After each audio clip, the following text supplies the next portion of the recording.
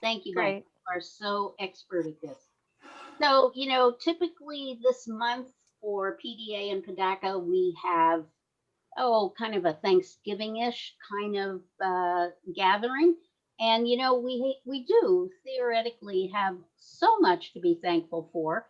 And, one of them are, the people who have cared for the land for years and centuries and millenniums ago, um, all the indigenous people. And, in a bit, we'll have a little welcome and mentioning of that.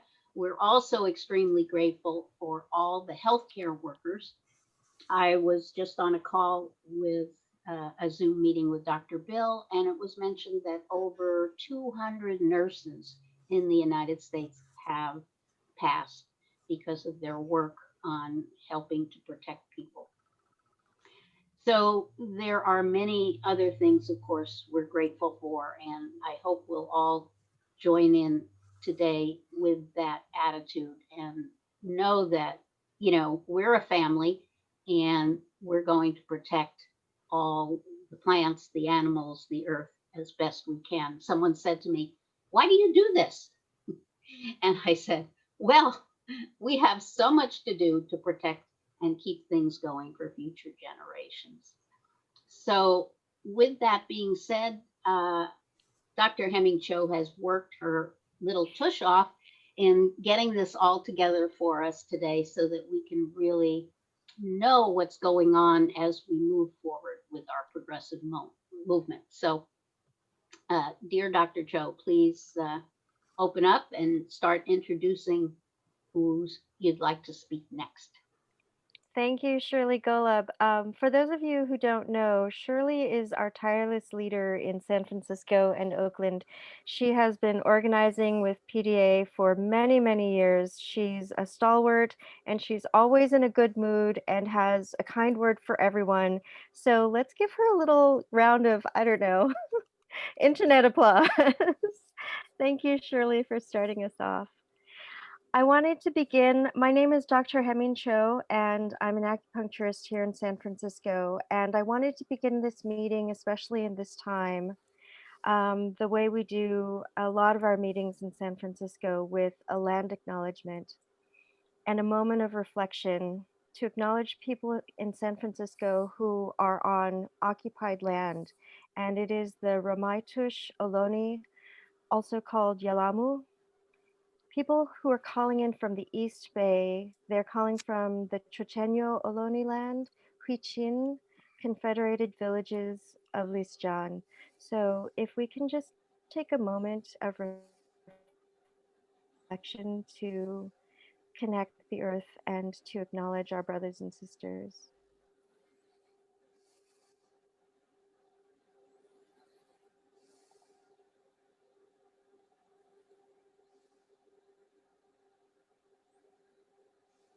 Thank you for that. Um, the Of course, the time that we're in right now, as Dr. Bill has mentioned in his healthcare emergency earlier today, that he's doing weekly amazing stuff. We are under the threat of a world pandemic. We are the leaders in people dying because of the stupidity of our lack of leadership. We are now under new leadership that is not very good. However, we have an opportunity to push it into a better direction, to acknowledge that we need Medicare for all. Um, I just wanted to thank you, to acknowledge that we have passed the 250,000 mark. So we are at 250,000 people dead in this country. We only have 4% of the world's population, and we have 25% of the world's COVID infections. So we are at a very dire place in history right now. And just to acknowledge that, and all of what Shirley said, to just take a minute and notice the grief and the moment that we're in right now, and to thank all of the nurses, doctors, frontline and care workers who are risking their lives for all of us. First up, we are going to have Alan Minsky, who is our beloved PDA executive director, who is fighting the good fight, even in his dreams. I think that he has to work 24 hours a day in order to do all the jobs that he has. Alan is going to give us a sort of overview of the past election. Alan, take it away. Overview of the past election. It's, I'd be remiss if I didn't start out by saying that it's an ambiguous result. I think obviously the most urgent task, I am one of these people who does believe that if we do succeed in limiting Donald Trump to one term and only one term, that is, he doesn't come back and win in 2024, that the damage done to the world, even with the COVID crisis and the manner in which he mismanaged it, and the attendant economic crisis and the way in which he mismanaged that, the damage to the earth might not rise even to the level of the Bush and Cheney years. However, his defeat was even more essential than defeating George W. Bush in 2004, which is something, of course, we all failed to achieve. And that was because he represented and represents, as is evident from all of his behavior in the weeks leading up to the election and the days since the election, a serious threat to democratic operation of our society, and really just the functioning of the United States as a democratic republic. So we achieved, with the largest turnout in history, something absolutely essential. And we all worked on it. We all understood it was a central focus. And maybe sadly for the progressive activists and democratic activists, and this was also true of all of us within the progressive community, we know from the PDA phone banks around the country, it was difficult to mobilize down ballot races. There was such a focus at the top. And the Republican Party is an incredibly efficient political machine. They went door to door in ways that the Democratic Party did not. They also out-registered the Democratic Party during the summer. And so we saw that Donald Trump got 73 million votes. And the Republican Party is on the cusp of retaining the Senate. We're going to do everything we can to try to see that John Ossoff and Raphael Warnock are able to win their Senate seats in Georgia, which will allow Mitch McConnell to not be the majority leader, which is very important in terms of judgeships. It's also very important in terms of committees. It's very important in terms of a lot. But if that does take place, and let's just hope that it does, and let's say that it does, then we're going to see right off the bat some of the contradictions within the Democratic Party play out. Chuck Schumer has said, and this is good, that one of his priorities is democracy. And HR 1 will be passed by the House, as was passed last time, and if people aren't familiar with it, it's a pretty solid piece of a sort of omnibus pro-democracy piece of legislation. It'll go to the Senate. And then we'll see, then it'll pass with 50 votes. I do think even Manchin and Sinema would support that. Kamala Harris would, of course, support it. So it would be on the cusp of going to law. Well, guess what will be filibustered? Because the very vitality of the Republican Party is reliant upon not allowing these kind of pro-democracy measures to pass. So then we'll see, is democracy important to the Democratic Party, or is the maintenance of Joe Manchin's neoconservative political career in West Virginia? And embarrassingly, for those of us you don't know, we're all family here. There's great things about PDA in our history, but those of you who don't know, Kristen Sinema was on the PDA board in Arizona for years. She used to position herself on the left wing of the party. So, we'll see how she relates to willing to do the kind of thing that Mitch McConnell did and to eliminate the filibuster so that we can have the democracy movement. That'll also come to the head around a pretty strong piece of pro-labor legislation called the PRO Act. These are important pieces of legislation for our democracy, for the labor movement, and will the Democratic Senate be willing to do that? And this just points to the contradictions within the Democratic Party. And so I'm going to be a little bit forthright here. And this goes right to California, because right now we're going to have the appointment by Gavin Newsom of the next US Senator. Is it going to be reflective of the policies that are supported by the people of California, by the people who make up the Democratic Party, or is it going to be another moderate centrist person? And the way I look at it is America is just rife with serious endemic social problems, let alone our foreign policy, which is in no way organized around human rights. We have massive wealth inequality, we have massive mass incarceration, we have a racist criminal justice system, we have a classist criminal justice system, we have ridiculous failings within the public health system, and we do not in any way have a responsible way of addressing the climate emergency in American policy. Our public education system is inadequate. And across the board, I'm sure I'm leaving a lot out. We have to be honest as progressive Democrats and all of our allies across the other left progressive organizations in the United States, that the moderate wing of the Democratic Party is a party that at best manages in a more humane way the maintenance of these endemic problems. It does not address them. And thanks in part to something that PDA helped initiate, which was Bernie Sanders' presidential campaign in 2015 and 16, we now have an ascendant political movement across the country that is committed to addressing every one of those endemic problems. At its core, constructing public policy that goes to it. We have unbelievably inspirational leaders making up, it's called the squad in the Congress, right, which is expanded. This is what we have to do now. We probably don't have Bernie Sanders running for president in 2024. I'm guessing we don't, right? And presidential campaigns have a way of focusing national politics in a way that the more dispersed set of elections cannot do. And so we as a movement really have to now grow into maturity, as we have to make sure that the politics that have been introduced to the country through the success of Sanders' campaign by the members of the squad, that they remain ascendant. I think that they can and they will. We have incredible generational reasons to be optimistic if you look at the political beliefs held by younger Americans. Even going below voting age is very, very promising. But it's all up to all of us to keep these alive. And the way we do that is with vibrant campaigns across the board on policies, vibrant campaigns supporting progressive and radical challenges. And it is just an honor to be here with all of you. There's a ton of work to do. And as the conversation that was going on that many of you may have caught right before we hit record, this is going to be a struggle with the Biden administration. But we have to use every one of those struggles to accent a politics of solutions for the people and for the planet. Thank you so much for the invitation, Hemming. I'm looking forward to the conversation. And you are muted, Hemming. Thank you, Alan. That was great. I wish it were a little happier, less mixed, but we have to work with what we have. And I know that we have a lot of energy to actually move things forward and get as far as we possibly can.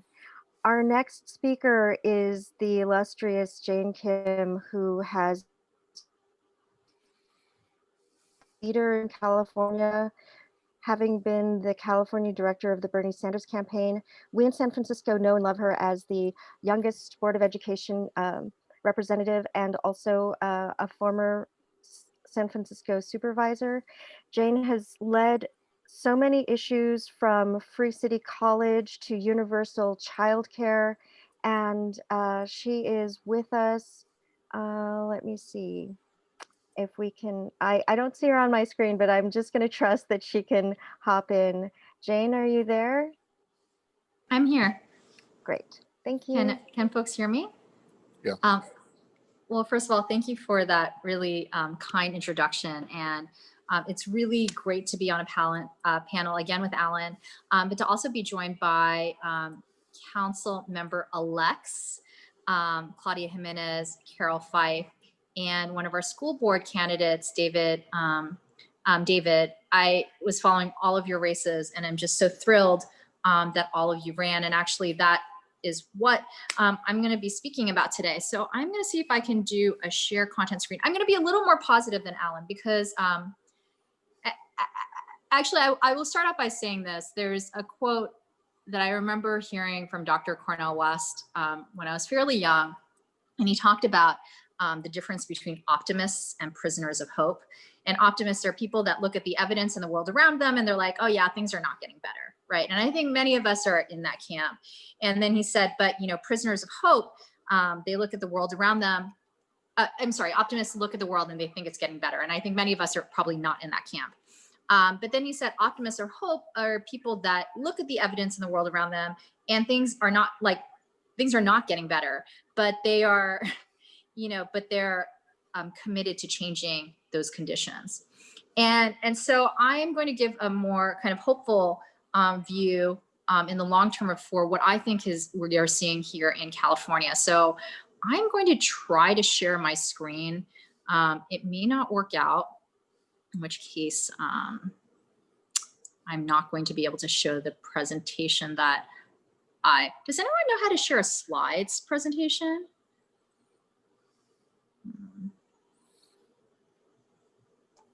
Okay. It started on your computer behind the Zoom and then hit the share screen thing. Yeah, okay. For some reason it's not, why does it say start broadcast? Okay, that's not what I want to do. I made it possible for multiple participants to share simultaneously, so maybe you'll be able to, can you try again the share screen? It says share screen, right? Mhm. But why does it say start broadcast? Maybe because it's recording. Is that right? The start broadcast, is that what I'm supposed to do? Why don't we try? Let's see. Okay. Is it working? Nope. Uh, Normally you just hit the green share screen button, assuming you have a PC computer, and then pick which screen you want to share and click, I think the next thing it says is to, click share, and that's it. Okay.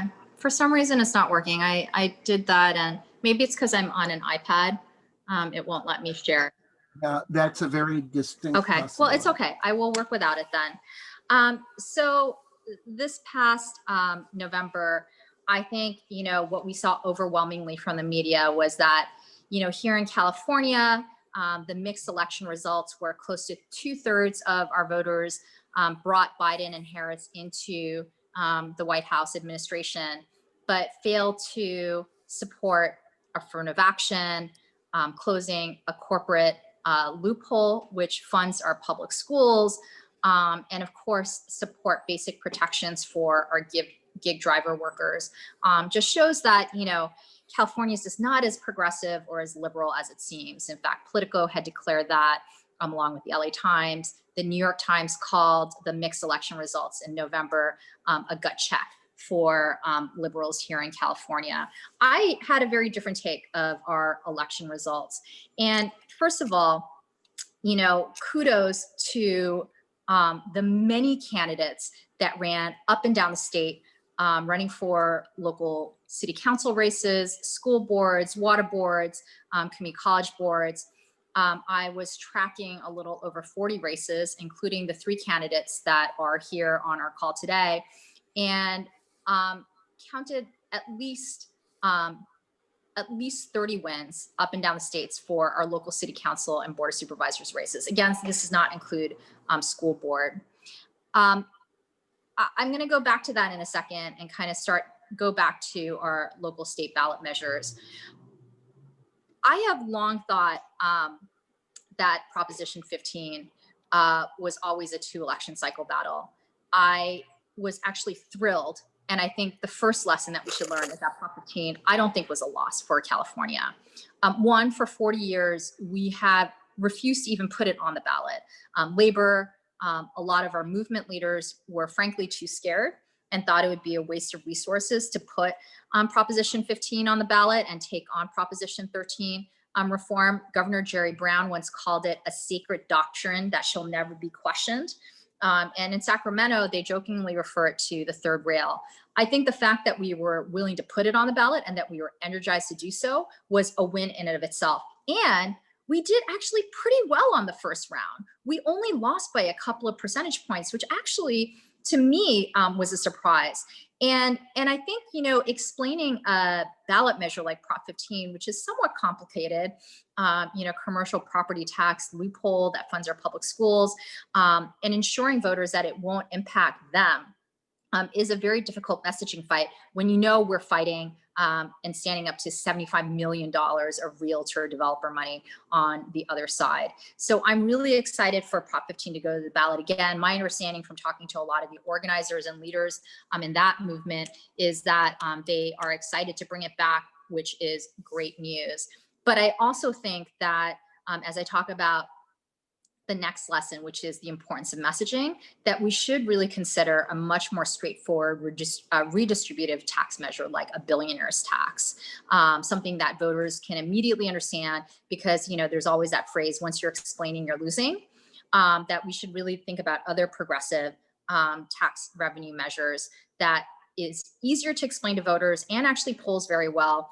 An organization that I'm a part of polled the millionaire's tax twice in April and May of this year, and it won 2/3 of likely voter respondents up and down the states. It only did not perform as well in the Central Valley, but it's still polling above 50%. The second message that I think is really important for us to engage in is actually the importance of messaging. And I'm not sure that we did a very effective case of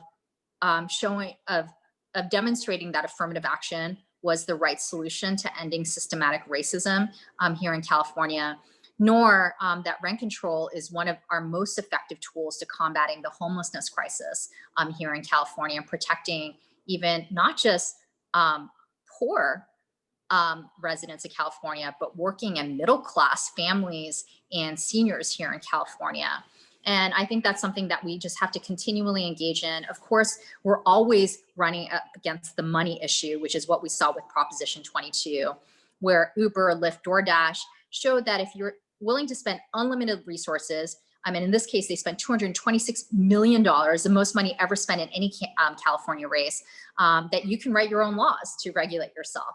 Of course, that's a bad lesson for us to learn. But I think in good news, they spent a lot of money to make that happen. And when they had initially invested $100 million, they were polling at a dead heat. It was polling at 50-50, which I think is great news for us. I did want to talk a little bit about what I've generally seen here in California, which is that the election outcomes are less a reflection of our political proclivities and what we want to see in our policies, but it's really a reflection of how much money and organizing each side spent. And I thought we really saw that with the Bernie Sanders win on March 3rd of 2020, just 8 months ago. So I thought it was incredibly short-sighted for media to declare that California is not that progressive when 8 months ago, with enough financial resources and with an incredible ground game, we swept in 47 out of 53 congressional districts. And this is part of my PowerPoint presentation. I just want to show you the map of California, how extraordinary it was where Bernie won. He did not just win in the Bay Area and Los Angeles, which did show that, it supported Prop 16 and Prop 15, kind of different from kind of more rural areas and suburban enclaves of California. But we won Orange County, we won San Diego, we won Inland Empire, we won Central Valley. And so it just shows that when progressives do have financial resources, and I know Bernie is a little bit of a unicorn in the sense that he was able to raise millions of dollars off of small dollar contributors averaging $20 and under. But we were able to show kind of this fantasy campaign for progressives where with money and an incredible ground game, we can win. And we won with an unabashedly redistributive economic agenda.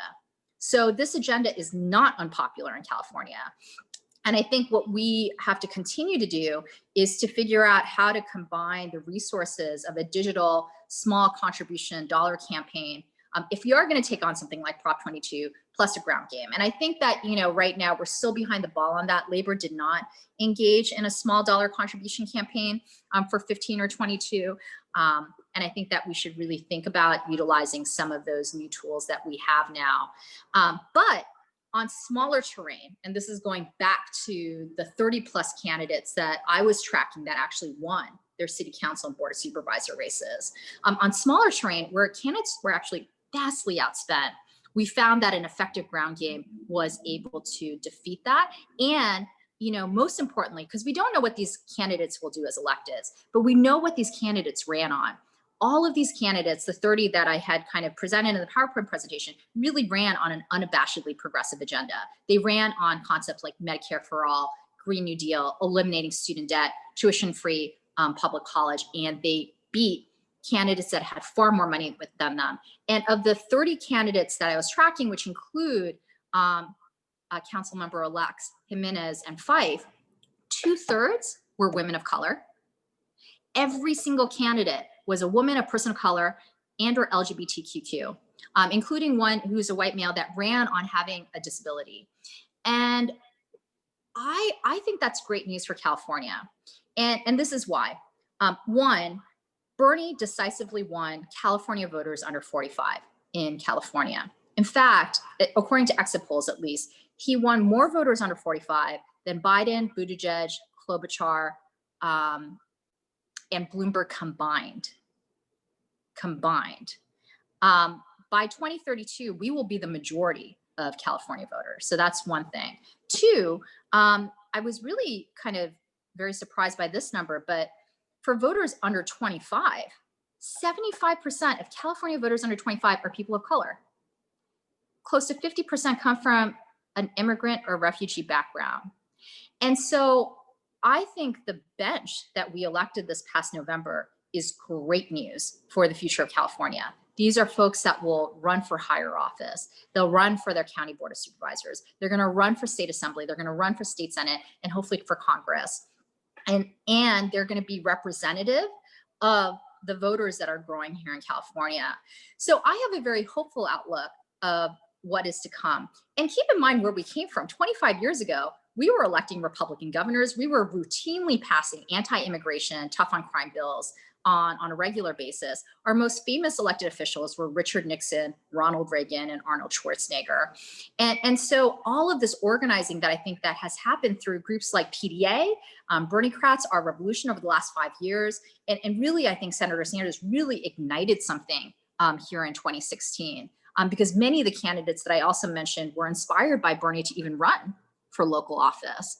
I don't know the last time I saw so many 24-year-olds running for their local city council race, but we have made that sexy again. And what I think the good news is that, you know, I think we as progressive activists sometimes have a tendency to poo-poo on electoral organizing. And I think for good reason, right? We don't trust politics. We don't trust elected officials. I certainly came from that kind of way of thinking.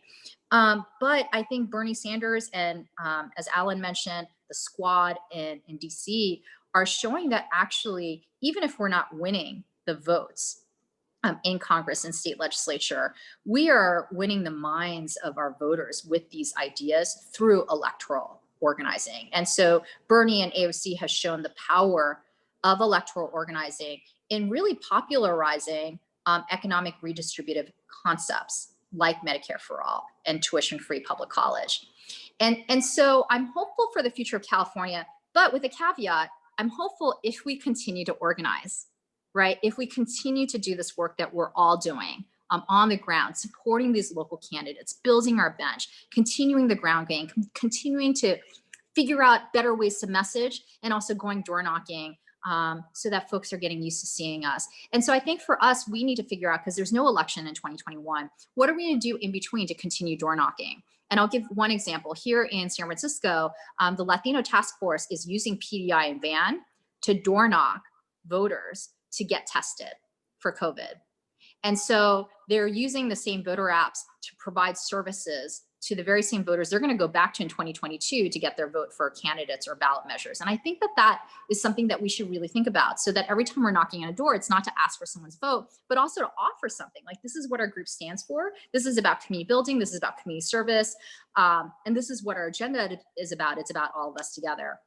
I saw that there were a number of questions, but I know we have more presenters. So Hemin, please let me know if I should hand it on or if I should try to answer some of these questions. I think we're going to do the Q&A after all of the speakers. Great. Thanks for asking, and great job. Thank you for all of your work and your leadership. Everybody give an internet round of applause to Jane Kim. We love you. We love all the work that you're doing. Next up, we're going to have newly elected Richmond City Council member Claudia Jimenez, who is also going to be talking on about billionaire wealth tax. She's been a staunch advocate in the Richmond Progressive Alliance, and we're so excited for her victory. Claudia?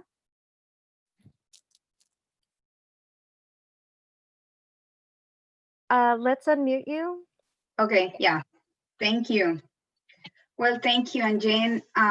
It's great to hear all of that, because sometimes we as progressive always are kind of like looking at like what we didn't do, right? Because it's always something that we need to do.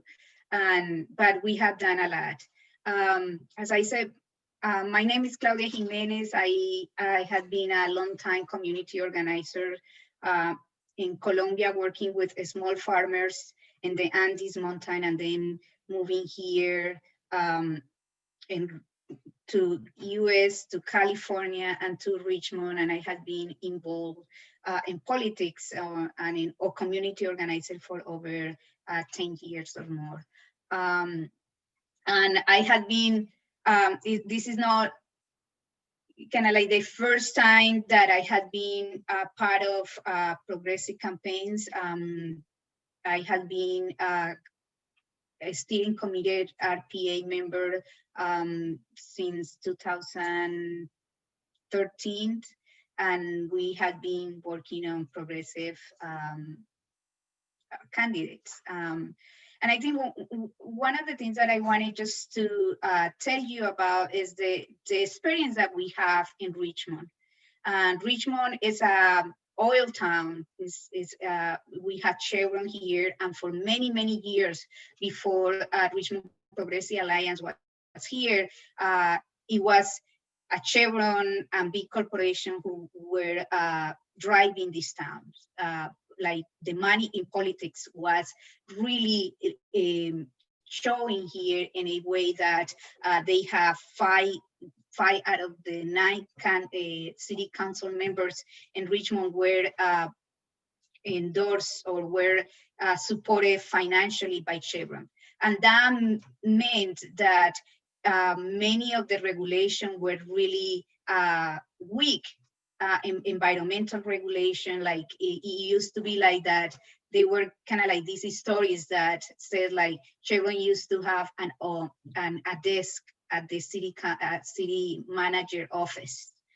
But then people started to see how, and then we have really a corrupt Richmond police department with the like histories of like the 5 cowboys and all of that. But then, so people started to organizing, and it started to make sure that we not only have campaigns and community organizing, but also start taking places and running people who didn't have the resources to go and be part of the political landscape in Richmond. And this is what, when Gail McLaughlin was the first candidate, she ran with Andres Soto, part of the slate of the Richmond Progressive Alliance, and Gail McLaughlin won, but she was the only one. So, but she was making sure that the narrative around who controls and who has the power was changing. And then you saw that and that was a really key momentum that allow us as progressives to organize. And as AOC says, like they had the money, we had the people.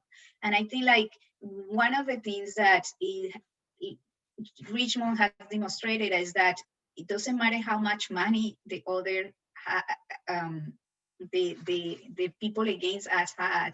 If you do a really like year-long organizing, using all the like door knocking, one-to-one, or using all the tools that we have in organizing, we can defeat that. And we saw it in 2014. We were coming to this tremendous campaign that Chevron put $3 million in a city with 100,000 people, and they didn't win anything, and we won all of our candidates. And if we spend like 100,000, it was the maximum that we have. But we have a lot, but we had built that infrastructure here to make sure that we have the volunteers knocking on doors and doing that. And this year wasn't different. So after 2014 and all the negative ads that Chevron paid, they went to kind of like more in the background, and they were not like attacking the progressives that much in the past election. But this year, because we ran in a platform, and this is what I kind of like take from James, like we won because people are following or want to see a progressive platform. They really want to see that. So we run with environmental, like justice and environmental issues, reimagining public safety to reallocate resources from police to other services, and all the things that make sure that our communities, particularly the Black and brown and people who are at the bottom of the wheel, get lifted up. So this year, it wasn't different from 2014 in the sense that the Richmond Police Office Association with the fire union create this pact where they put a lot of money, over $300,000 to spend in 3 districts. And this was the first year that Richmond was going from election at large to district elections. So we, and this time it wasn't not only like Chevron wasn't kind of like in the big corporation making donations, but it was other corporation like Sims Metal, the Levin Terminal, putting thousands of dollars into this pact to support the other candidates, that like 3 candidates in the 3 districts, to just run against RPA and against a political agenda. And what we saw was, like, for instance, like Levin Terminal has to shift from shipping coal in Richmond. We just passed an ordinance that says no coal in Richmond, and they had 3 years to be able to shift from coal to other things. And they decided that instead of that, they wanted to buy the election, and they put a ton of money into try to do that, and they couldn't. And this year, we won. Not only we won the 3 seats, and now we are going to have majority in Richmond again, but we won by more than 50% every single seat. And it was a campaign. The campaigns, the Team Richmond was, they were campaigns that were talking to folks about what they really want, how we want to be in partnership with them, and to, like, we have major attacks. We have a Mayor Tom Batt attacking us because he doesn't like rent control, and Gail and I were the signatures of rent control in Richmond. But we also, like, one of the beauty thing is that we also, along that, we run Measure U, which is a progressive business tax license, to shift from the current one that we had to a more progressive, so that the wealthiest businesses pay more and support small businesses. And we won that by 73%. So I think for us, is like, there is a lot of responsibility right now that we have majority, and particularly because there is like COVID-19 pandemic is exacerbating the inequalities that we are facing, and we were hoping that like Measure U will pass, but Prop 15 will pass, and then we will have some more revenue that allow us to continue doing more. Now that Prop 15 didn't pass, I think like we need to start thinking about what is our next, and I am really hopeful and that it could be better and it could be bolder. The proposal, because the reality is that we are not going to get out of this hole and this financial the stress that all these cities like Richmond are going to be or are right now if we don't have progressive taxation, like a wealthy tax, a wealth tax, and we need to start looking at like how maybe start regional, like Bay Area, where there is a lot of wealth here, but we need to make sure that that wealth is distributed. So we tackle all these issues, particularly we are seeing with COVID-19, homeless is a crisis. And we cannot be in the, we cannot live, and we can, as progressives, is not okay that we live in the richest part of the world. And we see every day our homeless community growing up and up, because simple, they cannot make the payments of a rent. So I think that the challenge and the opportunities are here, even though Proposition 15 didn't pass. It passed in all of the counties that we are here right now. It passed, and so we need to see, like, as James said, like there is a narrative that we need to win. There is a narrative that we are winning, and we need to take advantage of that narrative that we are winning to make sure that we can put something or push the legislature to do something.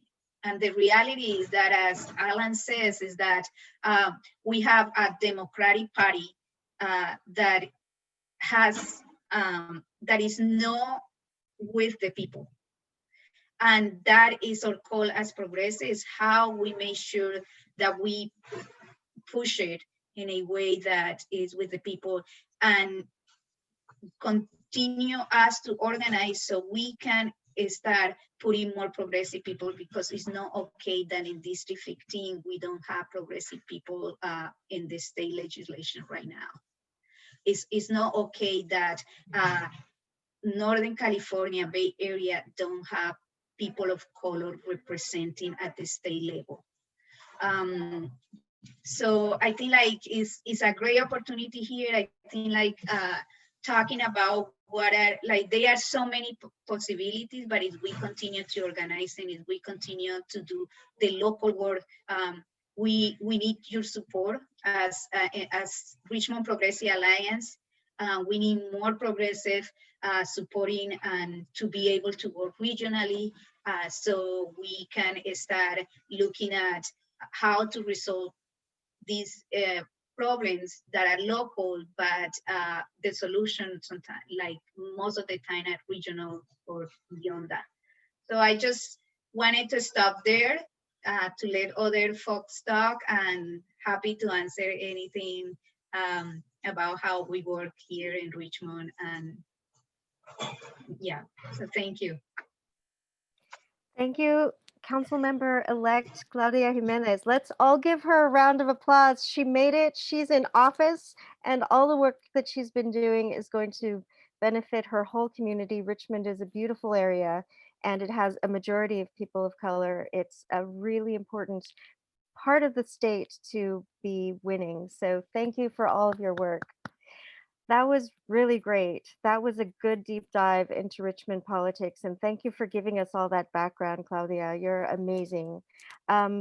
Before I move on to our next speaker, I just wanted to acknowledge Bobby Lopez is an activist and a PDA and Bernie-crat member who lives in, I think it's Berkeley, Oakland border. And Bobby is responsible for helping us get this program together. And she's now on the PDA-CA, and she's been a tremendous help to all of us. She was a Jane Kim organizer. Can we just give a round of applause to Bobby Lopez before we move on? Thank you, Bobby, for all of your work. You are amazing, and I love you. Yeah, you're amazing. So anyway, thank you for helping us to get this together. I'm going to now introduce the youngest ever candidate for Board of Education in Fresno, I believe. David Paredes is actually co-chair of DSA Fresno, and he's joining us from his vacation. He's also been a tireless activist with youth, and he's inspiring to me. He's been a part of the Bernie movement, and he's doing wonderful things in a county that we don't hear enough from. So please welcome David Paredes. Hello, thank you, Jimenez. Yeah, thank you all. I'm currently in Utah, trying to take a little bit of a break away from kind of everything that's going on in California, but I'm very, very happy to be here. So thank you so much to PDA for continuing to shape the Democratic Party here in California.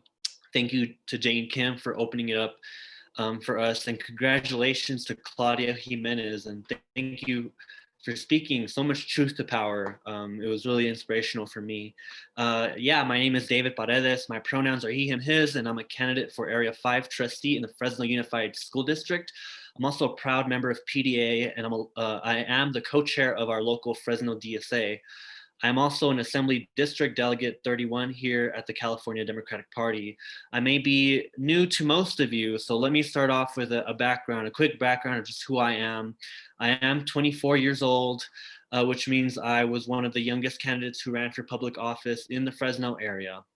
But before that, my parents emigrated from Central America, and I was born in San Francisco. Due to the high cost of living and gentrification, my family was displaced from the Bay, and we were forced to find housing in the Central Valley. So thank you again, Jimenez, for acknowledging the struggles that go on in Fresno, which we don't really hear much about.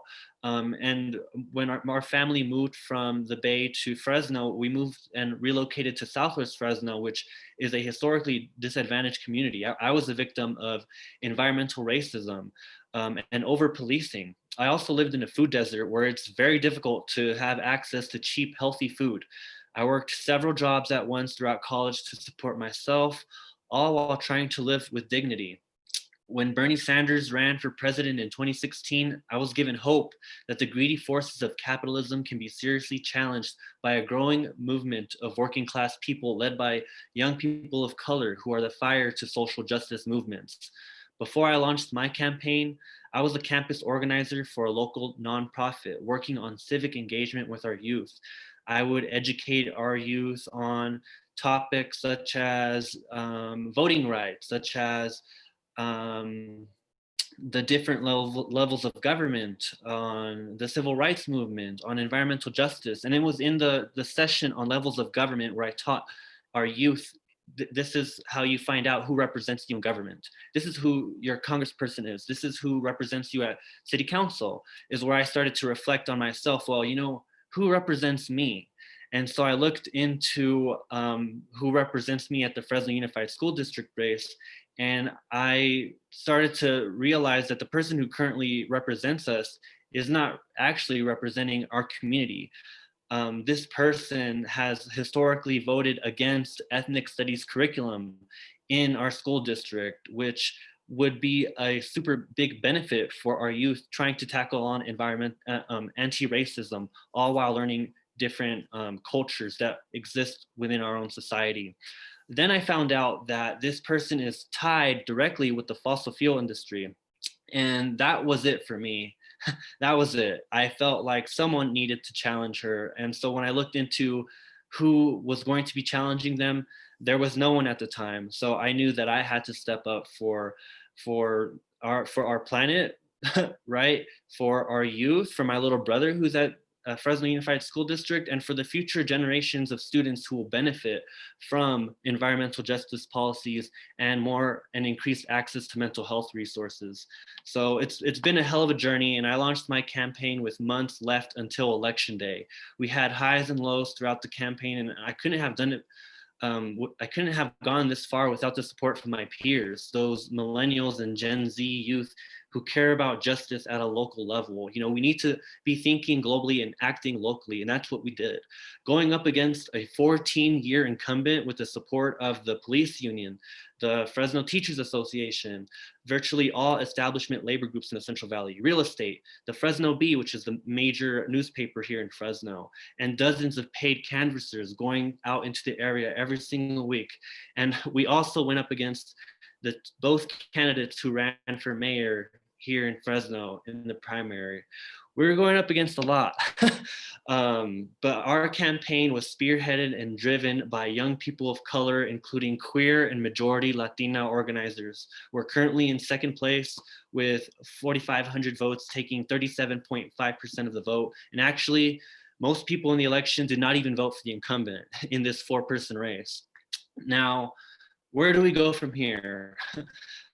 Just by looking at the numbers I mentioned and the lack of resources our campaign had, our team was able to organize the hell out of our community, and we prepared the next cohort of young organizers in Fresno.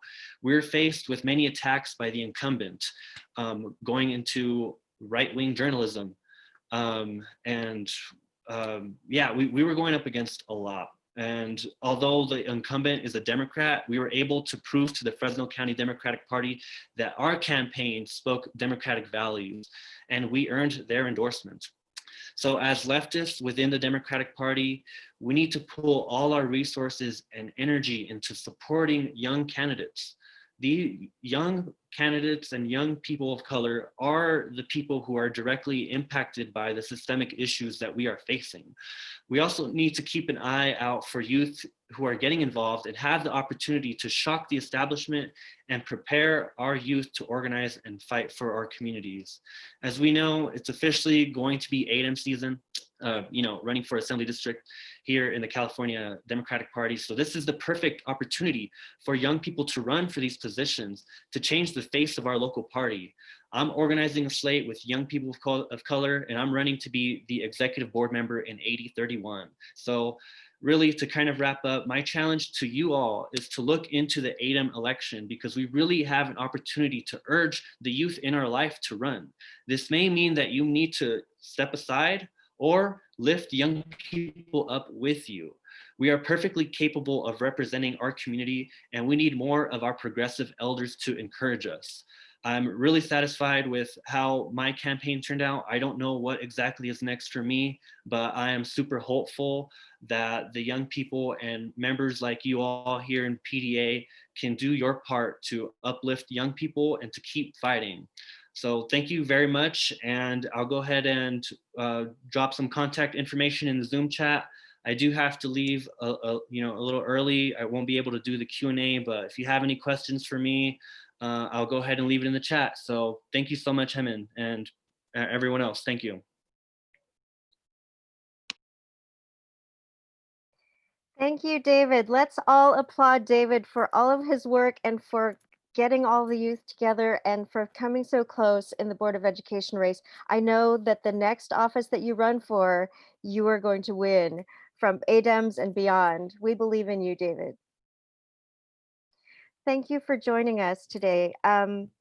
Before we go into question and answer, I'm going to just give people a few minutes to post their questions into the chat box. It looks like Carroll is not going to be able to join us, but I wanted to just do a brief intro of her. For those of you who don't know, Carroll Fife is a tireless housing rights activist. She has been an organizer with ACCE, and she has been organizing with 700 people in her district in Oakland to take a city council seat from an incumbent. And so it's an incredible win that they've made in Oakland. Because she's a newly elected Oakland City Council member in District 3, we have some hope for progressive housing policy there. And she was going to talk a little bit about the work around housing rights, but I think that other people can cover that in the Q&A. So just in absentia, let's give a round of applause to Carroll Fife for winning her very tough election. Yes, thank you. Okay, so looking at the questions, let's any of the speakers who are still on, if you want to handle the question I think that came in earlier about yes, let's start with there had been some talk about whether or not we could go through the courts for to defeat Prop 22. Jane, did you want to talk about that a little bit? Could you repeat the question? Oh, just that people had been wondering if we could turn to the courts in order to defeat Prop 22. I'm pretty pessimistic about that. The courts and the California Supreme Court is very deferential to the will of the voters. Ballot measures are kind of considered sacred and are kind of considered kind of at top on the California state constitution.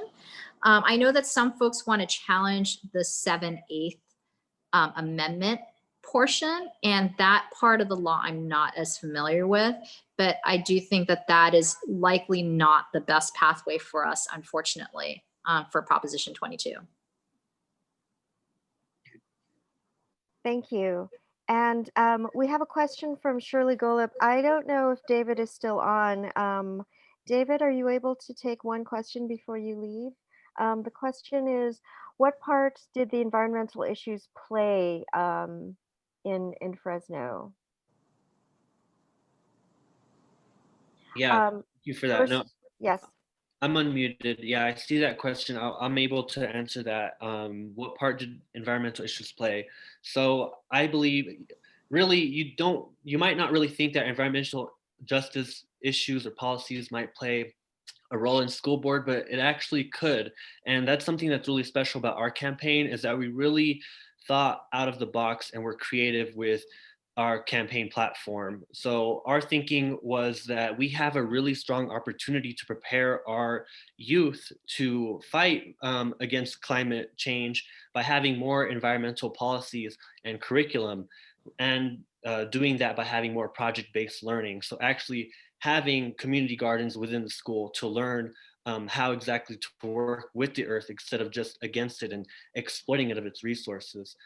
So teachers seem to be on board with curriculum like this, and our youth are definitely in favor of having more environmental justice policies. And I'm looking into just a kind of bottom comment from Tomasita, and yes, I completely support the Fresno High School mascot change. We definitely need to replace this mascot that is at Fresno High, which is the high school that I was running for. We're actually getting ready to organize our youth that we had throughout our campaign to fight for a replacement of this mascot. Hope I answered that. Great, thank you. And Ivy Lee is here, and she is a member of the City College Board, and she just reminded me that Bobby, are you on? That if we wanted to hear a little bit about housing in Oakland, that perhaps Bobby would be able to speak for a few minutes on that topic. I'm sorry. Can someone repeat the question? It was about housing. Yes, the housing activism and where we're at in Oakland, what next steps for getting tenants' rights and moms for housing. I mean, I think there's a lot. I mean, if, hopefully Carroll does join us. If she can't for any emergency reasons, she would talk about her amazing work at the state level to make housing a human right, which I believe she's reintroducing with Bonta next cycle. As well as her work. A lot of housing activists right now are also working on TOPA, which San Francisco actually led the way on, which is, Tenant Right to Purchase Act. It's allowing tenants the sort of first right when a landlord wants to sell a property. And I know that Carroll's been very instrumental in that work. There was a bill introduced this last cycle that likely will get reintroduced at the state level. And so I think there's some amazing things there. I'm super excited because so Oakland is very behind in terms of housing policy. So I'm excited to have sort of progressive wave to address that. When we created our inclusionary policy back in 2016, you basically, if you were a landlord building $1 million houses, you only had to pay about $5,000 towards affordable housing. So as you can imagine, a lot of San Francisco-based multi-billion-dollar developers have been looking at Oakland to sort of sink their teeth in. And so I think that we have now the opportunity to protect our land, our public land for public good, which is one of the things I think folks are going to really focus on. We had a public lands policy we passed back in 2018, but the mayor's been sitting on it and refusing to implement. So I think there's some stuff now that we can push on that. And I also think that there'll be a lot of move to protect tenants. As Jane mentioned, we work for an organization that did polling in the East Bay. And one of the things that was really surprising and actually amazing, and I don't know why I'm at the edge of my screen, so I apologize to everybody. I'm trying to get myself centered, but it's not working. It was like over 80% of folks polled in the East Bay, in Alameda, not Contra Costa, we don't have details on Contra Costa, really supported the continuation of eviction moratoriums. And so that's also going to be another thing that folks focus on locally and at the state level, because in February, the state proposals sort of expire, but that doesn't mean we're still not facing an eviction cliff. Yes, I am flying over Oakland. Okay, wait, maybe it's this way. Okay, no, that did. Now I'm gone. I don't know what's going on with my computer, but anyway, it makes for some comedy, needed comedy. So I think that's also going to be another big thing state and locally, is making sure that we have eviction funds, that we, the windfall there's a big windfall announced at the state level that somehow the state has, $26 billion extra money than they expected. So hopefully some of that windfall can be used to protect tenants. Because we are facing an eviction cliff. One of the things our poll showed is that 1/4 of Alameda voters are really, really strongly worried about their ability to pay rent or mortgage. So we have a really large part of our population that is scared about its ability to pay rent. And we, so I think that one of the things we're going to be looking at is making sure that we're protecting folks so that they're not displaced from their homes. And of course, there's always homelessness, right? I think the other big thing that Oakland's going to need to address really strongly in our poll, 92% of Oakland residents, even with the wildfires and with COVID, felt that homelessness was the #1 issue and needed to be addressed immediately. And we need to acknowledge we have thousands of people out there in these conditions in the rain during a pandemic that still don't have housing. So my hope is that we have a strong push for affordable housing. We ask more from our developers. We also protect our public lands. There's a lot that we can do in Oakland, and I think in the whole Bay Area, but we really have actually been far behind, in my opinion, compared to Berkeley and compared to San Francisco. So hopefully here's the opportunity for Oakland folks to sort of push an agenda of public good and not privatization. Okay, thank you so much, Bobby. That was so good. You were just on the fly. Oh, there's your whole face now. Amazing. It's so weird. I don't know why it's doing that. So I'll have to figure out what's going on with my camera. That's okay. I keep looking up in the sky to see if I can see your I guess we're flying over. Yes. Thank you, Bobby. Thank you for your activism. And one last thing too, and other folks have been referencing in Oakland, the school board races, we killed it. Like we killed 3 out of 4 races, and the 4th one, we weren't as organized, but we have 3 really strong pro-teacher, anti-privatization folks coming on board. And I just wanted to say real quickly that one of the reasons is a lot of us experience school closures. My kids' campus closed.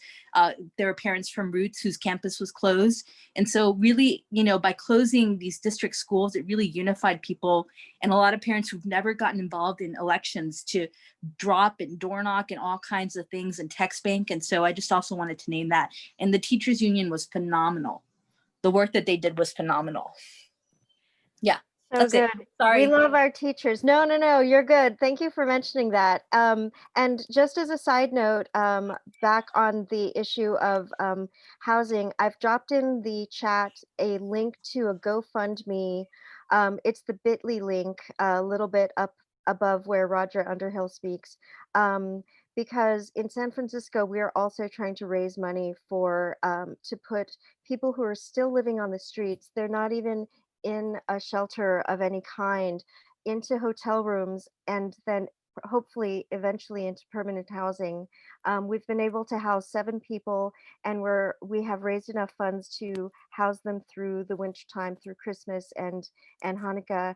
And so if you have any extra cash, if you can drop that in. I'm going to go back to Jane because she's able to share her screen now, and perhaps she can also pick up on the question that was asked by somebody a little bit earlier that was having to do with housing. So take it away, Jane.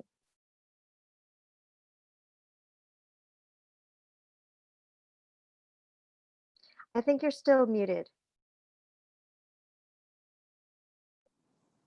Thank you.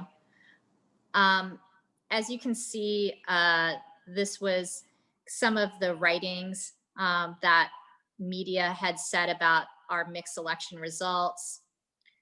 This again is where Bernie won, came in first place. And this is, I mean, this is incredible. You know, I mean, like the rural areas, the suburban areas, this came through a combination of a very well-financed campaign. I don't want to estimate the power of money. Bernie did have a ton of money for this campaign, but he was able to power it with, again, small dollar contributions that averaged under $20 with an incredible grassroots army that went door knocking. And we door knocked in neighborhoods that had never been door knocked on before. And I think that that is really significant. And I didn't really touch on this earlier in my presentation, but really the power of the Latinx vote came out, and they overwhelmingly voted for Senator Sanders in this race. And that is a very important alliance that, you know, we need to continue to think about. These are the faces of some of the candidates that won. This is just a selection of roughly 40 candidates that won. Again, all people of color and or LGBT and or women that won local seats. This is just city council, board of supervisors, and district attorneys. So again, I did not include school board, community college board, and water boards. And these are just some of the candidates. And as we know, you know, it remains to see how they'll turn out as elected officials. But they ran on an unabashedly progressive platform, meaning they ran on a platform that said they supported Medicare for all and Green New Deal, tuition-free college. Again, these are some more candidates that went up and down the state. And so, as I said, I really think that this is the silver lining of a state where, you know, 75% of California voters under 25 are people of color again. And they are supporting an unabashedly progressive agenda, and they look, you know, they're much more diverse. This is just the turnout of Prop 15. Many of you all know this. 16, 17, which really did not do very well. There's a lot of adultism about allowing younger folks to vote. But this was actually another big win for us. So as we did not support affirmative action and other kind of progressive policy measures, we do continue to protect criminal justice advances, and we expanded democracy and the constitutional right to vote to 40,000 Californians that are on parole, largely Black and brown. So this was a great win for California. And of course, the repeal of Prop 20 that I just mentioned, we don't want to go backwards. This is an overwhelming show of support for criminal justice reform. We need to continue that. And then this is the turnout of Proposition 21 and 22, both disappointing again. But as I said, I think we just need to continue to fight and also not view these battles as a single election fight, but as multiple election fights. And we have to keep rethinking and redoing our messaging. Something that I really thought about Prop 16, for example, we didn't really put up the faces of local business owners of color that just have trouble navigating very Byzantine city contracting processes. You know, how they're left out of public taxpayer dollar contracts to more established, typically white straight white male-owned businesses. You know, and of course, the faces of families and seniors that are facing homelessness or have become homeless because of eviction and lack of rent control. We really need to be putting up the faces and not just using kind of academic speak when we go door to door. All right, that was the presentation. Great. Yay. Thank you. That was Finally an did amazing it. overview. Yes, yes. Success. Okay. If there are other questions, we are going to, I wanted to pick up on two things that the speakers mentioned, and then we're going to open it up for questions. So I saw that a few people had listed them. Anybody else who has questions, please type them into the chat. One thing that David Paredes had started reminding us of is that we are on the doorstep of the ADEM elections, the Assembly District Election Meeting delegates. They are 1/3 of the delegates who go to the California Democratic Party and represent our communities and try to turn this behemoth ship of the Democratic Party. They are important elections for progressives to run in and to win. So we're going to post on the chat the link in order to request a ballot. Because of the Byzantine structure of the Democratic Party, it is not going to automatically go out to people. You have to actually ask for a ballot before, I believe it's December 31st or January 8th. But please do it today, do it right now. It takes 2 minutes. They just check and make sure that you're registered, and then you will receive a mail-in ballot. We need at least, I think in San Francisco, 4,000 people to vote for the progressives in order for us to win, because I'm not going to wait around and see how activated or motivated the moderates and conservatives are in our area. So please go to that link and get a ballot today. The second thing that was mentioned just briefly in the chat is very close to my heart, because we were able to get Biden and Kamala Harris into office. There is going to be a US Senate seat open, and some of us have been working very hard in order to push for progressive leaders to take that Senate seat. My personal feeling is that Barbara Lee has shown the leadership, the intelligence, the breadth of experience. She is, in my mind, head and shoulders above any other candidates. And she's also apparently in the running for this seat. So any of us who are able to write and call the governor's office and to activate people on this issue, we have a short window in order to really push this agenda. And I do think that if he hears from 23,000 PDA members, it could have an impact on who is going to be in the leadership in the US Senate. Barbara Lee would be one of the top 5 most progressive senators if we were able to help her get into that office. So, oh great, Nathan has put up the link for the ADEMS elections, and so is Shirley. Great minds think alike, yay. So let's go back and get onto our schedule again with the Q&A. We have, let's see, oh yeah, some people have already written. I think that some of the topics that we have not yet covered, I'm looking to see, oh yes, and Mike is reminding us that if you want to run in ADEMS, the deadline to apply to run for ADEMS is December 15th. So if you're working with other progressive groups in your area, just know that there are several rules changes. Each assembly district has 14 members, 7 are identified, male identified, and 7 are non-male identified.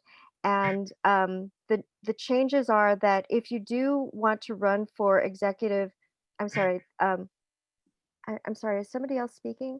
Oh, if you do want to run as the, I'm sorry, it's not called executive director. There's for the e-board, you have to check off that box. This time around, though, it is not going to just be an election done the regular way. actually have changed it so that whoever is the highest vote getter will be the e-board member for that assembly district. So people need to check off that box because we don't want to be in a situation where they didn't check off the box and then happen to win the most votes, and then you would be disqualified. So anybody who are in our progressive circles, let them know that. The other rules change, I believe, is, well, the obvious one, nobody is voting in person. So we're not going to have big cramped hallways, and we're not going to have busloads of people who are being bribed and given a bus ride and a sandwich and $30 in order to vote in this election with a voter card that has been Xeroxed. Yes, I'm talking about all the shenanigans that happened 2 years ago.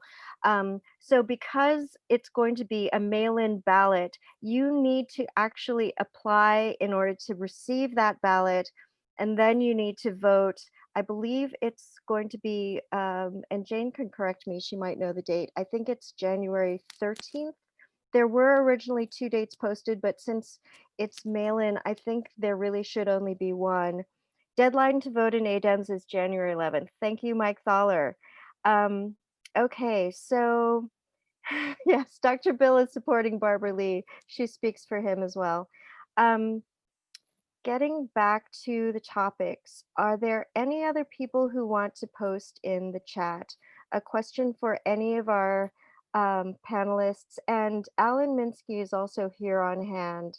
So if it has to do with a national issue as well.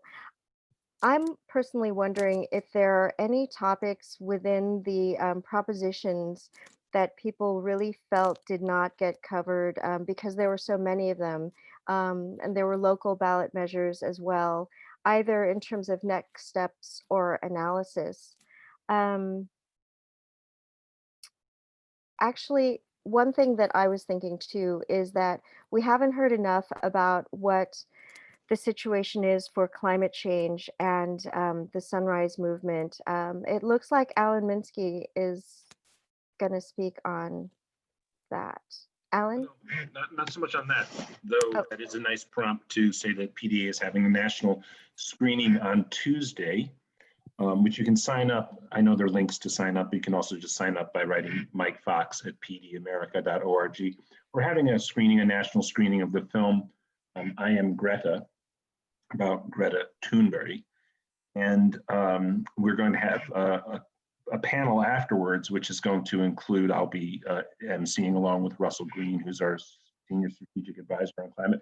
We're going to have a great climate scientist and activist from Australia will join us, and also some of the organizers from an effort which is Indigenous-led in Minnesota to block what's called Line 3, and people should learn about Line 3.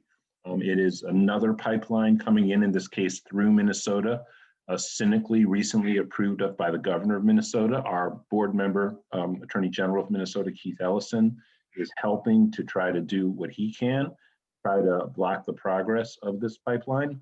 And it comes from the Canadian tar sands, the various source of oil that Tim Hansen says that if this gets fully produced and developed, it's game over for the human race.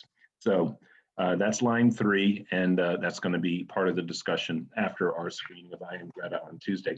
I actually raised my hand, though, because and I think you and I spoke about this around, we did decide nationally not to weigh in singularly on the Senate appointment, because we actually are encouraging all California chapters to weigh in themselves. PDA National will weigh in, and we will have Barbara Lee at the top of our list. Barbara Lee, of course, is an advisory board member, and Ro Khanna is an advisory board member in waiting in the next configuration of the board. Ro Khanna will almost certainly be included of PDA, but we love Ro Khanna. We love Barbara Lee, and I think because we have worked with her for so long, we do put her at the top of the list. But you know, I do live in Southern California, and we have heard from a few of the Southern California chapters that they want to see other names be included.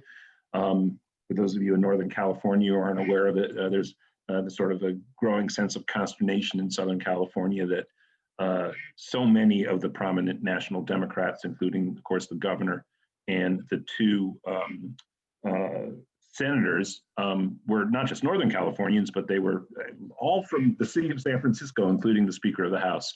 And so down here in Southern California and also in the Latinx community, there have been a lot of voices raised about advocating for representation. And so we have great relationships with Ted Lieu, who's thrown his hat into the ring, Kevin De Leon, Nanette Barragan, who we actually worked very closely with on a great piece of legislation called the Rewind Act.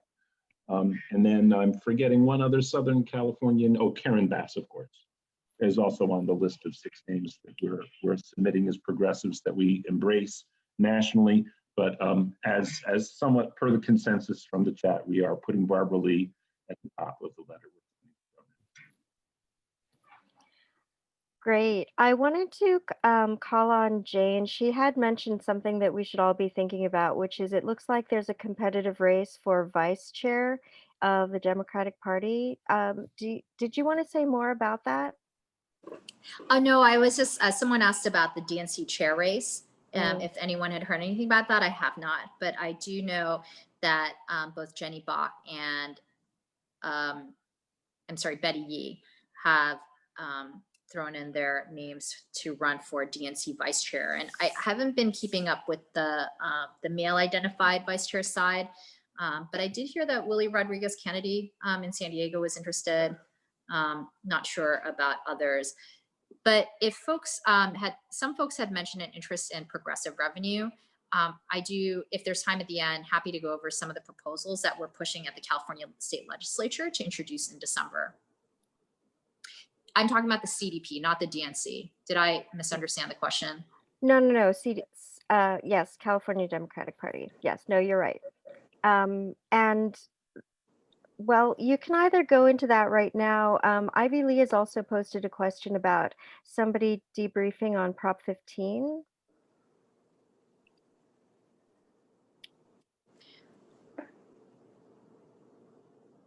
Does anybody want to take that?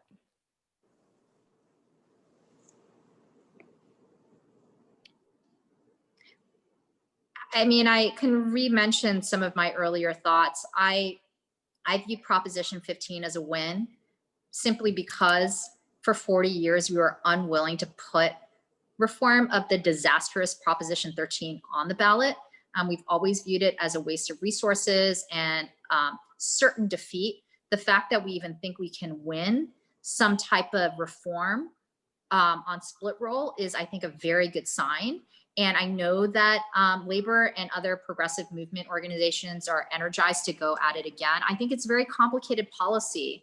And I do think ultimately we should also be considering more straightforward redistributive tax measures as well that are simpler to explain, like a millionaire's or a billionaire's tax, which I had mentioned we've polled twice. And it polls at 66% statewide. And I mentioned it polls well everywhere in California. The lowest numbers were in Central Valley, where it's still polled above 50%. I just think it's very difficult to explain Proposition 13 and 15 in a way that can relieve voters that it's not going to impact them. I think that is our fight.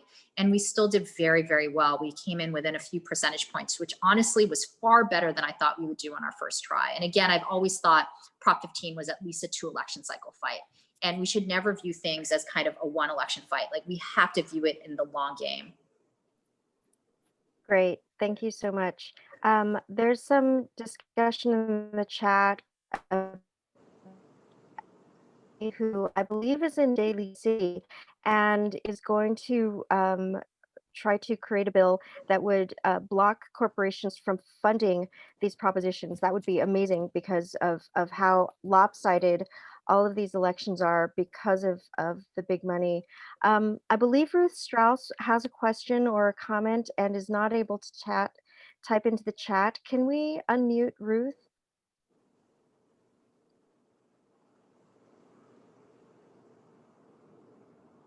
Hi.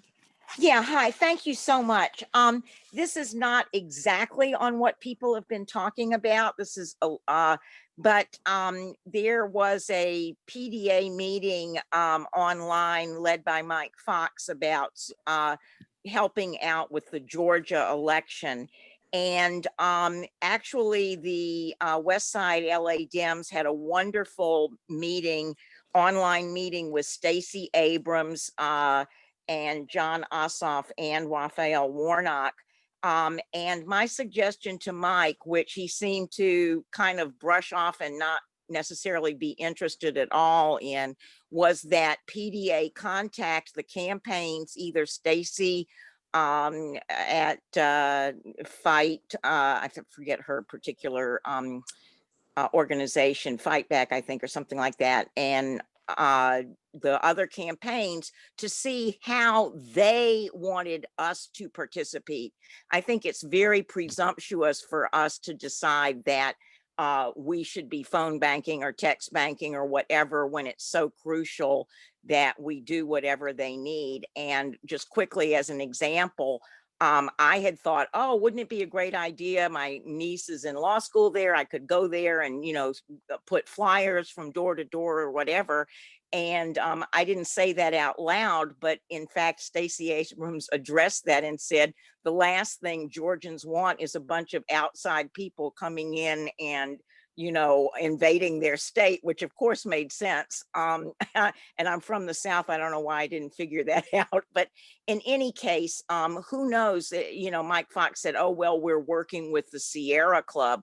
Well, you know, maybe all of these people have the same lists. And so they're calling the same people over and over again. And maybe, you know, that could work to detriment. So I'm just making a plea that if PDA is, or any other organization is going to help in those campaigns that are crucial, that they contact the campaign. It's a very short amount of time, and see what the campaign wants us to do. Thank you. Thank you so much, Ruth. I think Alan is going to speak on this issue. Alan, you're muted. Just to clarifying this, we could certainly contact Stacey Abrams' organizations and do exactly what Ruth recommended. And we're very cognizant of Georgians not like, I mean, obviously I was in Iowa. Iowans were so burnt out on getting door knocked, you know, and Georgians are getting flooded, probably beyond any swing state. Well, the presidential swing states get flooded. We in California do not experience that. And even when we do have a competitive primary like we did, we're such a large state, right? And so the amount of pummeling that occurs for the people in these swing states, with all the money that pours into the 6 or 8 swing states in a presidential election, and now with Georgia, is overwhelming. So your point is very well taken. It is illegal for us to coordinate with the campaigns. We're an independent expenditure PAC, and we're not the kind of PAC that can call and devise strategy with campaigns. However, an independent organization like Stacey Abrams' Get Out the Vote projects, we certainly can. What we do is, once we exhaust our lists and we don't have other lists available, or that is because in the case like Georgia and sensitivity about people from out of state calling in, we do direct, without coordination, people to reach out to the campaigns. So that is how we proceed. But it's illegal for us to coordinate with campaigns. We're not a coordinated PAC. Thank you. And Robin Kropp is an activist in San Francisco and part of our steering committee. And her question has to do with, what are the next steps in order to actually get rent control legislation through? Is there anybody who wants to address what we could possibly do?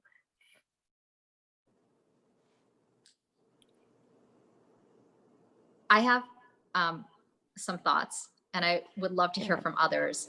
Unfortunately, it's not a good answer. I think it's a very tough state legislature to get this through. And I think something that should be something that makes us very disappointed is that in a state where we voted overwhelmingly for Senator Sanders, that out of 120 members of the state legislature, there's really just a handful that are, our progressive stalwarts. And really, I can only think of Ash Kalra and Lorena Gonzalez. We also had, to a certain extent, Holly Mitchell and Hannah Beth Jackson, but they will no longer be serving on the state Senate. I think we need a long game for our California state legislature. I don't see it happening with the body that we have currently.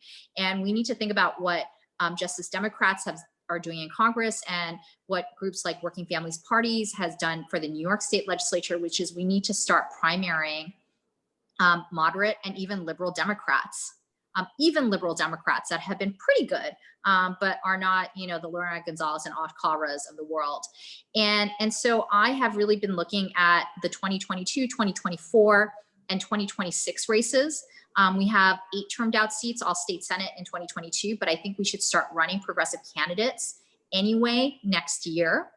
We should think about 20 races that we want to run folks in. And even if we win 2, that's a huge deal. We'll double the number of progressive legislators, and we'll start to, move some of the moderate liberal Democrats that can see that they're getting run from the left.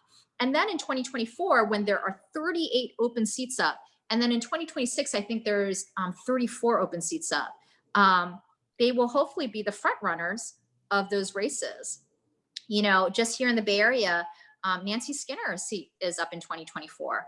Do we want to run someone like a Carroll Fife in 4 years for that seat? We have to be thinking the long game. We're not going to be winning statewide rent control, or unfortunately, even something like a billionaire's tax until we start challenging the legislature. So I think we should view it as a long game again.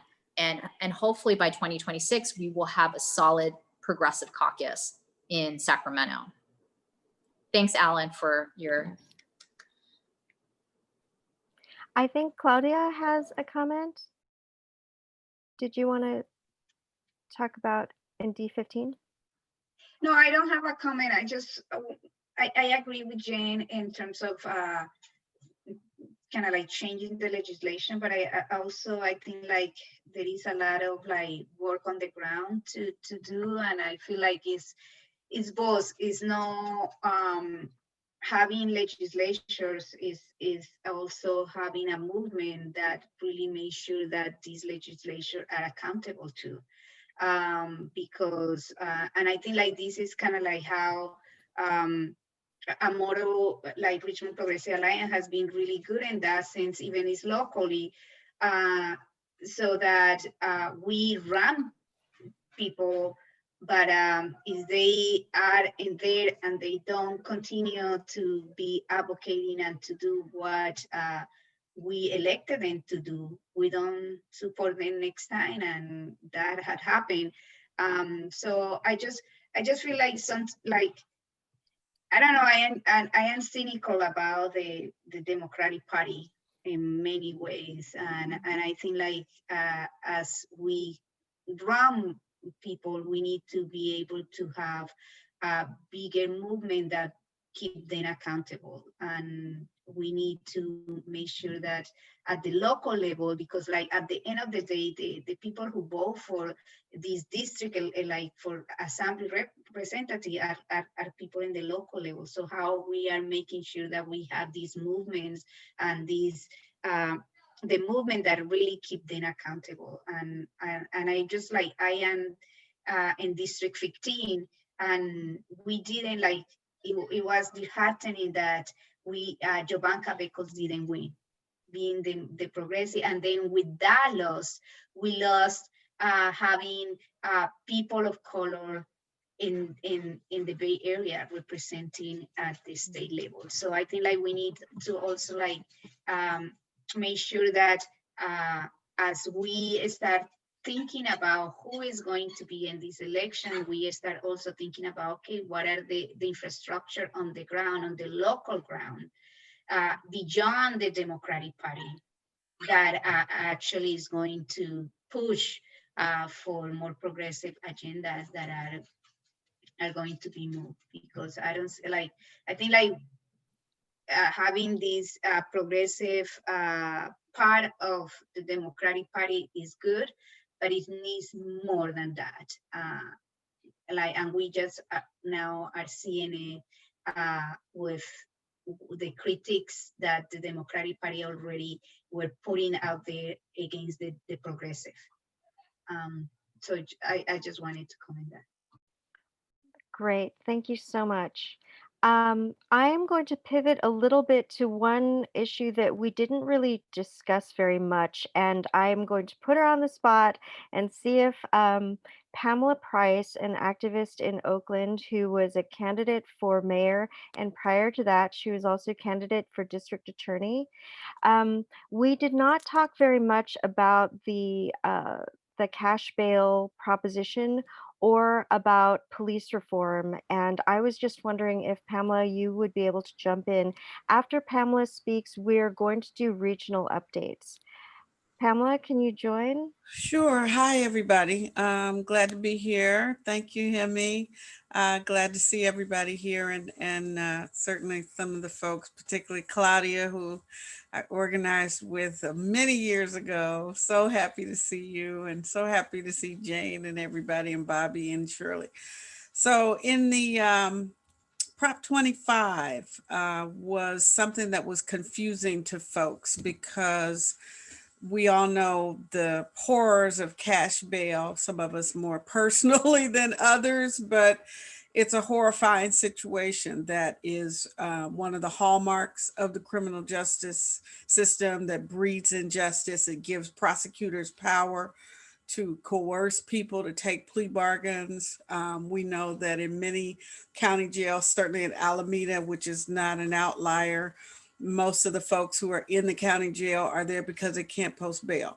And so it's a system that, you know, the propaganda says you're innocent until proven guilty, when in reality, you know, you are guilty unless you got the money to either get out of jail or hire a lawyer. And that's just the way the system works. And particularly in Black and Brown communities, we know that, you know, when one person goes to jail, then everybody's got to come up with the money to try to get this person out of jail. And people end up signing these predatory bail contracts so it's not just preying upon the individual person, but the whole family and the whole community gets sucked into just one bad encounter with a police officer. So money bail is tremendously detrimental to the community.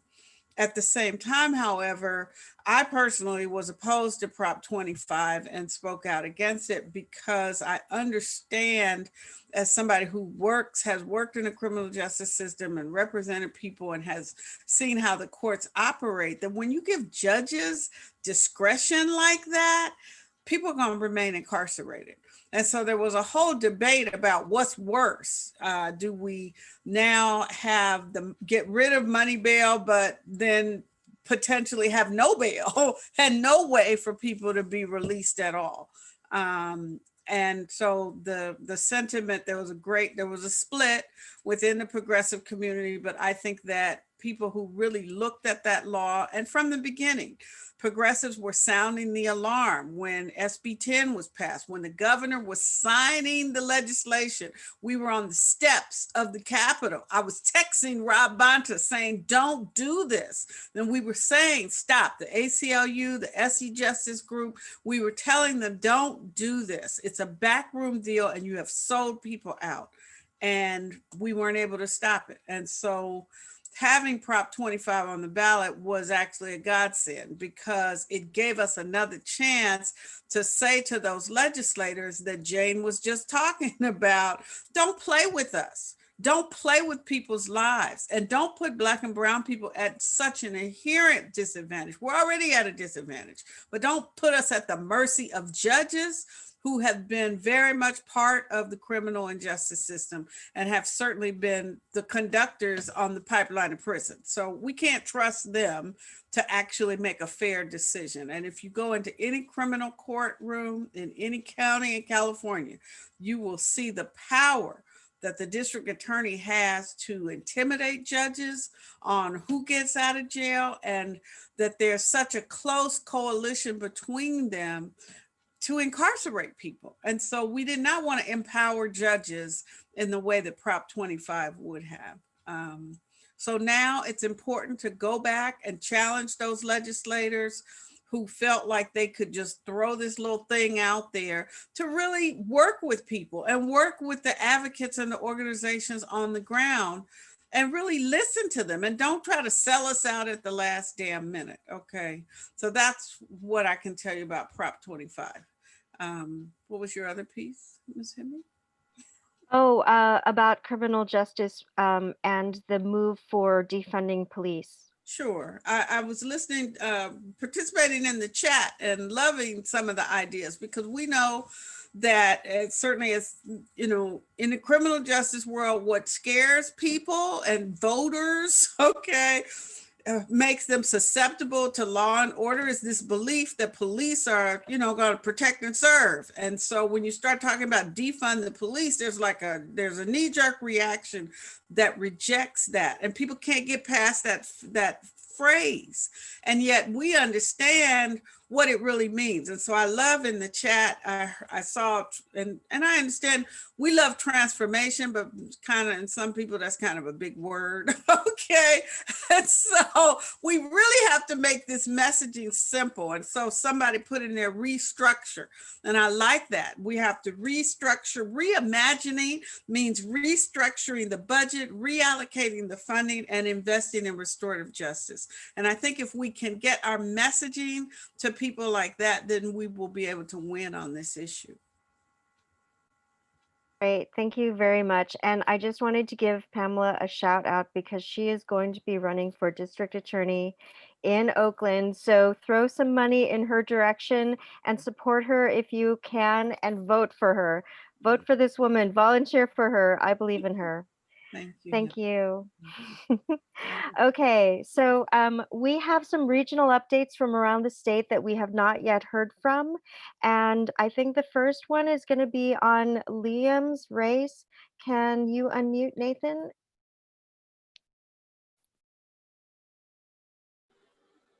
So I'm Nathan Kemp. I'm PDA-CA Communications Director, and I also served as Liam Amara's campaign manager for the 42nd District in Riverside County, Inland Empire. We set a record for most votes earned in 28 years by an opponent of Ken Calvert. We earned over 150,000 votes. We already have had more than 50 supporters asking us to run again for 2022, and we're going to do so. We gained tremendous name recognition in the district, and we were endorsed by Dolores Huerta. We were endorsed by Brad Sherman from the San Fernando Valley. We were endorsed by PDA, and we had ads running on both KSCA and KOLA here locally, and for a first-time candidate, we did really well. And so I'm going to drop the link in the chat. We'd appreciate some donations to help us pay off our campaign debt and help us get a good floor for 2022. Thank you. Great, thank you so much. I just wanted to give a shout out to Nathan. He has been our communications director and worked very hard, doing a lot of technical behind the scenes work that makes our organization run. So let's give him a round of applause for all the work that he's been doing this year. Thank you, Nathan. A lot of tech work is sometimes very unthanked, so I love to thank techies whenever I can. Let's see, there is an update from Jenna Beck. Jenna, can you unmute?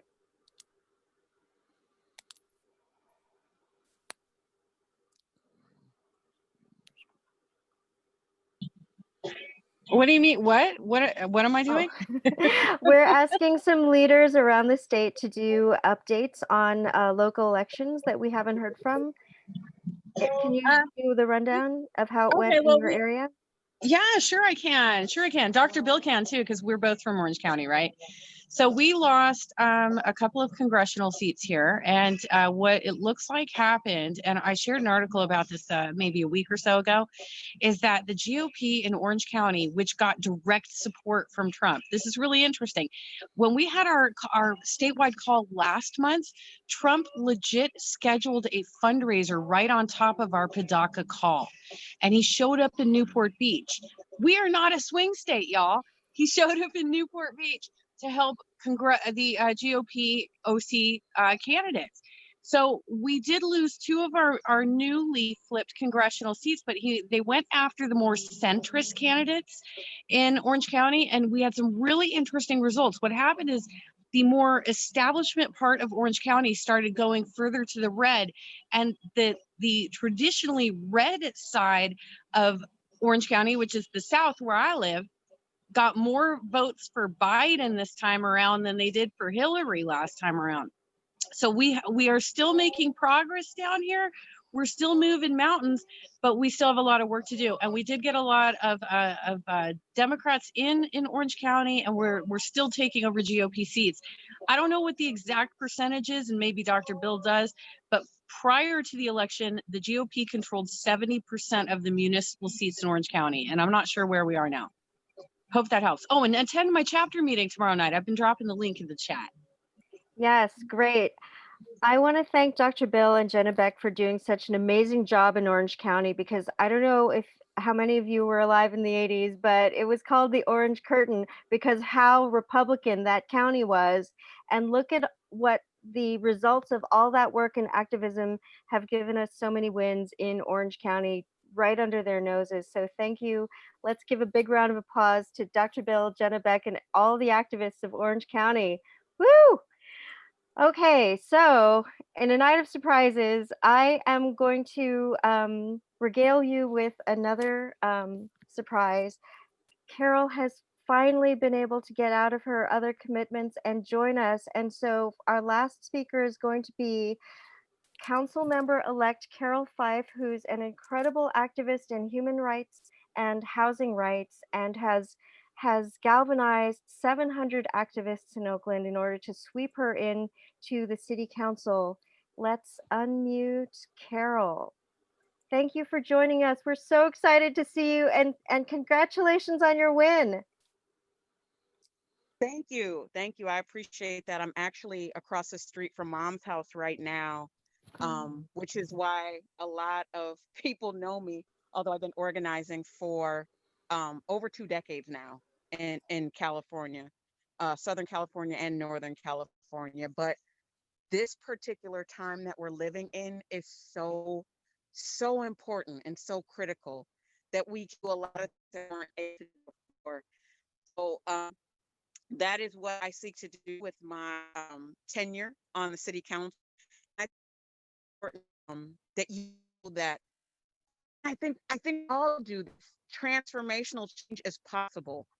When I started to run, I think it's really important that I decided to run in June of this year. And that's critical because I actually didn't get filed and start raising money in July. So what to do from September is raise more money and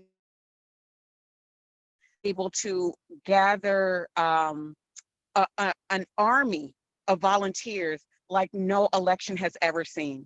And we were able to get the endorsements of the Democratic Party, the Peace and Freedom Party, the Green Party, the Working Families Party, generally groups, and it was really critical, the support that we got from East Bay DSA.